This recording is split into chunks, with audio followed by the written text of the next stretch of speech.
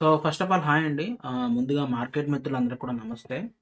So, నేను మీ ములగపాటి Telugu ట్రేడర్‌ని. So, ఏంటంటే first of all ఈ మధ్య కాలంలో నేను ట్రేడింగ్‌కి సంబంధించిన వీడియోస్ అప్‌లోడ్ చేయలేదనమాట. అసలు ఏమైంది ఈ గత 1 వీక్‌లో నుంచి ఏమైంది అని చూపిద్దాం అనుకుంటున్నాను. సో, ఫస్ట్ ఆఫ్ ఆల్ మీరు చూసుకున్నట్లయితే ఈసీ స్ట్రీమ్‌లో పెట్టి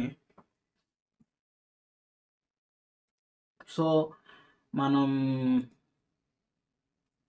పోర్ట్‌ఫోలియోకెళ్ళి ఇన్వెస్ట్‌మెంట్స్‌లో చూసుకుంటే రీసెంట్ టైమ్స్‌లో ట్రెండ్ అయితే నాది 2.41% ఫాల్ అయిందనమాట. అది కూడా 2 షేర్స్ కొన్నాను. ప్రెజెంట్ అయితే అది ఆల్మోస్ట్ నాకు చాలా లాస్ ఇచ్చింది. అంటే రూ. 200 లాస్ ఇచ్చింది. ఓన్లీ ఆర్ఈసీ ఒక్కటి మాత్రమే బ్యాలెన్స్‌గా వెళ్తుంది. కొద్దిసేపు లాస్, కొద్దిసేపు ప్రాఫిట్ అది ఈక్వల్‌గా వెళ్తుందనమాట. సో, ప్రెజెంట్ అయితే అదనమాట. సో, ట్రెండ్ అయితే 3% కనుక ఒక్కవేళ క్రాస్ అయితే మాత్రం నేను ఎగ్జిట్ చేసేస్తాను. అంతకంటే ఎక్కువ లాస్ తీసుకోను. నేను ఎక్స్‌పెక్ట్ చేసింది పైకి ఎళ్తదని. అంత కిందకి ఎళ్తున్నప్పుడు మళ్ళీ ఇంకెందుకు మళ్ళీ యావరేజ్ చేయడం. సో, నేను నాకు తెలిసి అంతకంటే ఎక్కువ ఇన్వెస్ట్‌మెంట్ చేయనండి. సో, లాస్ అంటే వన్ సైడ్‌గా ఫాల్ అవుతుందేమో అని డౌట్ వస్తుంది నాకు. సో, ఒకవేళ గనక 3% గాని ఎక్కువ ఫాల్ అయితే నేను ఎగ్జిట్ అయిపోతాను. అంతకంటే బెస్ట్ నేను వేరే స్టాక్స్‌లో ఇన్వెస్ట్‌మెంట్ చేసుకొని ఇంతకంటే ఎక్కువ ప్రాఫిట్స్ తీసుకురాగలను. జస్ట్ ఫర్ ఎగ్జాంపుల్ నేను ప్రెజెంట్ ఈరోజు పొజిషన్స్ తీసుకున్నానండి. అంటే నేను ట్రేడింగ్ కూడా చేస్తూ ఉంటాను. సో, కాపోతే ఎవరు అడగట్లేదని చెప్పేసి నేను చేయట్లేదు. ట్రేడింగ్ వీడియోస్ కూడా చేయొచ్చు మనం. ఈరోజు అయితే అయిపోయిన ట్రేడ్‌లు కాబట్టి మీరెవరు దాని మీద ఇన్‌ఫ్లుయెన్స్ అవ్వలేరు. కానీ నాలెడ్జ్ బేస్ మీద మీకు ఉపయోగపడతది. అయిపోయిన ట్రేడ్‌లు మీరు తీసుకోలేరు కాబట్టి. సో, చూసుకున్నట్లయితే నేను ఈరోజు బెల్‌లో ఇంట్రాడే తీసుకున్నానండి షేర్స్ బెల్. ఆర్డర్స్ లిస్ట్‌లోకెళ్తే బెల్‌లో ఫస్ట్ 50 షేర్స్ 415 దగ్గర బై చేశాను. 15 షేర్స్ 417 దగ్గర ఇక్కడ బై చేశానండి. ఇక్కడ బై చేశాను ఒక 50 షేర్స్. తర్వాత మళ్ళీ ఇంకో 50 షేర్స్ 416, 35 దగ్గర బై చేశాననమాట. 16, 35 అంటే ఇక్కడ బై చేశానండి. సో, నేను ఏమనుకున్నానంటే రిట్రేస్ అవుతది. ఇక్కడ 3 రఫ్‌లు వచ్చింది. ఇక్కడ నుంచి రిట్రేస్ వెళ్ళిపోద్ది అనుకున్నాను.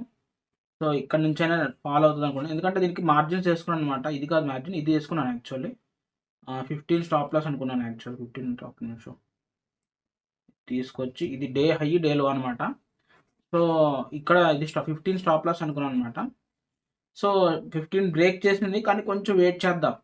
కొంచెం వెయిట్ చేద్దాం అనిపించి వెయిట్ చేశాను. కానీ ఇక్కడ 3 క్యాండిల్స్ చేసుకొని పైకెళ్తుందనమాట. 415 అలా పైకెళ్తుంది. కానీ ఇక్కడ లాస్ ఇచ్చి బాగా ఫాల్ ఇచ్చిందనమాట. 415 ఎప్పుడైతే బ్రేక్ చేసిందో నేను ఇంకా డిసైడ్ అయిపోయాననమాట. సో, మనమైతే స్టాప్ లాస్ పెట్టాల్సిందే. అప్పుడు నేను ఇంకా ఎస్ఎల్ పెట్టాననమాట.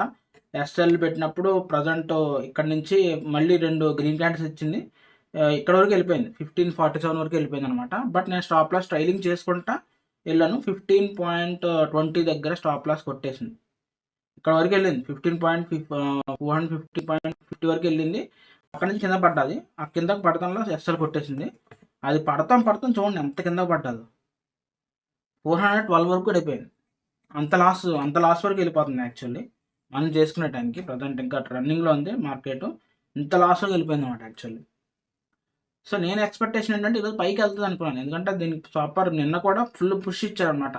నిన్న మార్కెట్ కూడా చూసుకుంటే ఫుల్ పుష్‌లో ఉంది.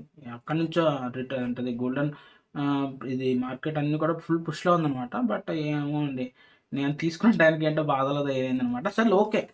నేను స్టార్టింగ్ ఫస్ట్ ట్రేడే నేను ఆల్మోస్ట్ ఒక రూ. 147 లాసులతోనే స్టార్ట్ అయ్యానండి. అంటే పోర్ట్‌ఫోలియోకి వస్తది చూడండి. రూ. 147 లాస్‌లోనే మనం ఎంట్రీ ఇచ్చామనమాట. తర్వాత నేను సెన్సెక్స్‌లో ఒక ట్రేడ్ తీసుకొని రూ. 302 ప్రాఫిట్ తీసుకొని ఎగ్జిట్ అయిపోయాను. సెన్సెక్స్‌లో కూడా మీకు అది చెప్తాను ఎందుకు తీసుకున్నానని చెప్పేస్తే. ఇక్కడ మీకు చూసుకున్నట్లయితే సెన్సెక్స్ ఇది కాదు 1 మినిట్ క్యాండిల్ ఇద్దాం 1 మినిట్ క్యాండిల్‌లో. 1 మినిట్ క్యాండిల్‌లో ఇక్కడ ఫాల్ ఇచ్చినప్పుడు నేను ఎంట్రీ తీసుకున్నాననమాట. ఫాల్ ఇచ్చినప్పుడు ఆల్మోస్ట్ మనం ఎక్కడ తీసుకున్నామంటే ఇక్కడ ఫాల్ ఇచ్చింది 248లో తీసుకున్నట్టున్నాను. ఇక్కడ ఆర్డర్స్ సెన్సెక్స్ 248లో తీసుకున్నాను. ఓకే. 248 అంటే ఇదే అనుకుంటా. 248 ఇక్కడ తీసుకున్నానండి. తీసుకున్న వెంటనే లాస్ పడ్డది. ప్రాఫిటే చూడలేదు నేను. Almost 1 minute, 2 minutes, 3 minutes, 4 minutes, 15 minutes, 6 minutes, 7, 8, 9, 10, 11 11థ్ మినిట్ నుంచి పైకెళ్ళడం స్టార్ట్ అయింది. బట్ కానీ తీసుకున్న వెంటనే లాస్ అండి. నేను రాంగ్ డెసిషన్ తీసుకున్నామో అనిపించింది. కానీ చాలాసేపు కన్సోలేట్ అయింది. బట్ నేను ఎస్ఎల్ పెట్టాను. ఆప్షన్ ట్రేడింగ్ ఎస్ఎల్ పెట్టాలండి. ఏదైనా స్టాక్ అయితే ఎస్ఎల్ పెట్టనవసరం లేదు. ఎందుకంటే మన షేర్స్‌ని మనం అడ్జస్ట్ చేసుకుంటూ ఉంటాం కాబట్టి. బట్ ఆప్షన్ ట్రేడింగ్ అయితే ఎస్ఎల్ పెట్టాను.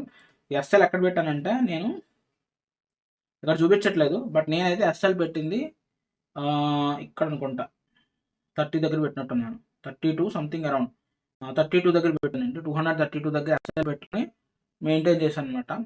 ఇక్కడ వరకు వచ్చింది, ఆల్మోస్ట్ 36 వరకు వచ్చింది, కానీ 32 కొట్టలేదు. బట్ చూసాను అనమాట, అది చూసే నేను 32 దగ్గర పెట్టాను అనమాట. సో ఎందుకంటే ఇక్కడ పెట్టినా ఒక్కోసారి నెంబర్స్ కొట్టేస్తుంది, 35 అలా పెట్టినా సరే రౌండ్ ఫిగర్స్ అని చూసుకుని వచ్చేస్తుంది అది ఎస్ఎల్ ఒక్కోసారి. సో అందుకని 32లో అలా పెట్టాను అనమాట. రౌండ్ ఫిగర్స్ కాకుండా ఒక్కోసారి కొంచెం అటు ఇటు పెడతా ఉంటాను నేను. సో 32లో పెట్టి ఎస్ఎల్ పెట్టాను అనమాట. సో ఇక్కడ వరకు వచ్చింది 39 అలా వచ్చింది. తర్వాత అక్కడ నుంచి పుష్ చేసుకుని పైకి వెళ్ళిపోయింది అనమాట.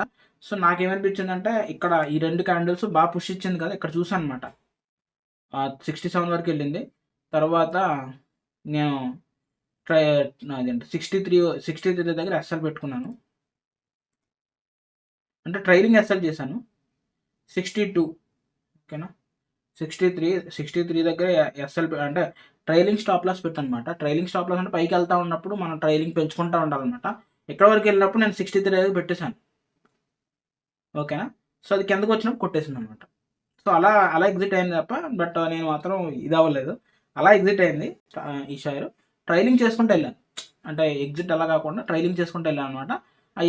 ఆ ట్రైలింగ్లో ఎగ్జిట్ అయింది అనమాట. బట్ ఎనీహౌ ఇక్కడ కూడా నేను కొద్దిసేపు చూసుకున్నట్లయితే చాలా ఫాల్ ఇచ్చింది అనమాట. ఇక్కడ అందరి ఎస్ఎల్లో కొట్టుకుని వెళ్ళిపోయింది, ఇప్పుడు మళ్ళీ పైకి వెళ్తుంది. బట్ ఎనీహౌ చూడాలి, ప్రజెంట్ అయితే బాగానే ఉంది.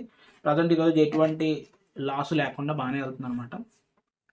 సో ప్రాఫిట్లోనే ఉన్నా, బట్ ఈ ట్రెండ్ మాత్రం మ్యాక్సిమం 3% కనుక క్రాస్ అయిందంటే మాత్రం ఎగ్జిట్ కొట్టేస్తాను. ఎందుకంటే వేస్ట్, అంతకంటే ఎక్కువ ప్రాఫిట్ మనం వేరే షేర్స్లో పెట్టుకుని ఇన్వెస్ట్మెంట్ చేసుకోవచ్చు. మళ్ళీ దీంట్లో ఎందుకు అంత తోపు తెలియట్ లేదు కదా. ట్రెండ్ ప్రజెంట్ చాలా లాస్ట్లో ఉందండి. లాంగ్ టర్మ్ అయితే నేను ఇన్వెస్ట్మెంట్ చేయడానికి కొట్టలేదు, అదే ఆలోచిస్తున్నాను అనమాట. దట్స్ ఇట్ గైస్, ఈ వీడియోకి ఎంత మరి నా పోర్ట్ఫోలియో అయితే ఇలా ఉంది ప్రజెంట్ అయితే. మరి ఏం చేయాలి అర్థం అవ్వలేదు. సో మీరు కామెంట్ సెక్షన్లో మీరు చెప్పండి గైస్. నేను ఫస్ట్ ఆఫ్ ఆల్ నాకు ఎంకరేజ్మెంట్ లేకపోవడం వల్ల యూట్యూబ్లో నేను కంటెంట్ చేయట్లేదు అనమాట. వేరే వాళ్ళకి కంటెంట్ ఉంది, కానీ ఏంటంటే ఇవన్నీ కానీ నాకు కొంతమంది వ్యూవర్స్ చెప్పారు, బ్రో మీరు వీడియోస్ చేస్తే మాకు కూడా ఆ నాలెడ్జ్ వస్తుంది ఏంటనేది, సో మేము కూడా ప్రాఫిట్ రన్లో ఉంటామని చెప్పేసి అన్నాను అనమాట. సో అందుకని సర్లే ఓకే, నాకు గ్రూప్ అంటూ ఒకటి ఉంది, వాట్సాప్ గ్రూప్, ఎవరైనా జాయిన్ అయితే జాయిన్ అవ్వండి, కింద డిస్క్రిప్షన్ లింక్ ఉంది. సో ఎవరైనా జాయిన్ అవ్వాలనుకుంటే జాయిన్ అవ్వచ్చు, ఓకే. చాలామంది అడిగినప్పుడు నాకు గ్రూప్లో డిస్కషన్ జరుగుతున్నప్పుడు నన్ను అడిగారు అనమాట. సో నేను ఇంకోటి ఏంటంటే పాత వ్యూవర్స్, అంటే పాత గ్రూప్లో ఉండే వాళ్ళని ఎగ్జిట్ చేయాలా వద్దని ఆలోచిస్తున్నాను. ఎందుకంటే యాక్టివ్ వ్యూవర్స్ ఉంటే నాకు కరెక్ట్ అవుతుంది.